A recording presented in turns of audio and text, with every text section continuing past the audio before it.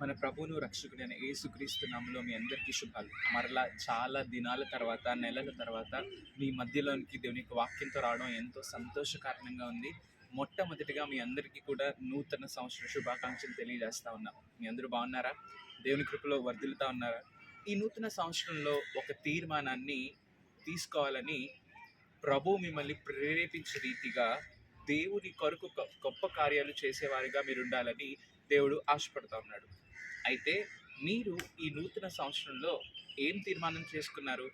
కనీసం ఈ సంవత్సరమైన దేవునితో గడపాలని, ఈ సంవత్సరమైన ప్రతిదినం ఆయనతో ప్రారంభించాలని, ఈ సంవత్సరమైన ఆయన కొరకు బ్రతకాలని ఆశ కలిగి ఉన్నారా? దేవుడు ఆశపడే ప్రతి ప్రాణాన్ని తృప్తిపరిచేవాడు.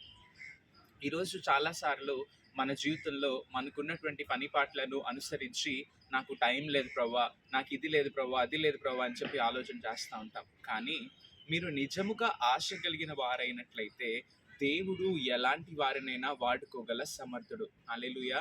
ఈరోజు నీ జీవితం మార్చబడాలి, నీ జీవితంలో నువ్వు ఒక అద్భుతాన్ని చూడాలి అంటే ప్రభు చెప్పేది ఒకటే: మీరు నా దగ్గరికి వస్తే నేను మీ దగ్గరికి వస్తాను. ఈరోజు మనం దేవుని దగ్గరికి వెళ్ళేటప్పుడు మనల్ని మనం తగ్గించుకొని, మనల్ని మనం దేవుని దగ్గర ఏ పాత్ర లేని వారంగా ఎప్పుడైతే ఉంటామో, వట్టి పాత్రలుగా ఎప్పుడైతే మనం వెళ్తామో, దేవుడు తన మహిమతో నింపి మన జీవితంలో కార్యం చేయగల సమర్థుడు. ఈరోజు మీ జీవితంలో కూడా మీరు కార్యాన్ని చూడాలి అనుకుంటే, మీ జీవితంలో కూడా దేవుడు అద్భుతాన్ని చేయాలి అనుకుంటే, దేవుని చిత్తానికి ఎప్పుడైతే మీరు సమర్పించుకుంటారో, దేవా ఇంకా నా జీవితం ఈ సంవత్సరంలో నేను నీ కొరకు వాడాలని ఆశపడుతున్నానని ఆశ కలిగి ఉంటారో, దేవుడు మీ జీవితంలో కూడా కార్యం చేస్తాడు.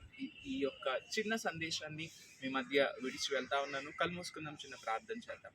పరిశుద్ధ ప్రేమగల తండ్రి, నీకు స్తోత్రాలు. ఇదిగో అనేక దినాల తర్వాత నీ మాటలు వినుటకు మాకు ఇచ్చినటువంటి కృపను బట్టి నీకు స్తోత్రాలు. ఈ మాటలు వింటున్న ప్రతి బిడ్డను నూరింతలుగా ఆశీర్వదించండి, దీవించండి. నీవే గొప్ప కార్యాలు చేయమని యేసు నామములో అడుగుచున్నాం తండ్రి. ఆమేన్. Praise the lord.